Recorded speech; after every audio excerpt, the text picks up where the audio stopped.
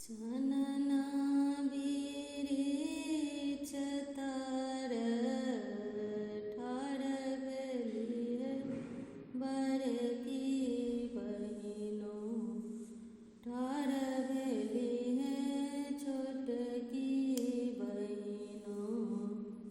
ताकति भैया के बटिया हई बाटे आवती है ता भैया से हमर भैया देखी ले बनी भारी आँखिया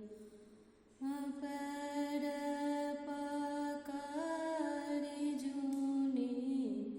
कनक है बहिनो हाटत भैया के छतिया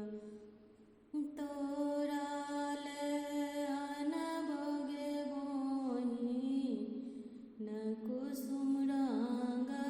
साड़िया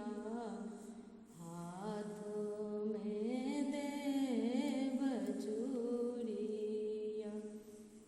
तोरा ले अन भोगे बोही कान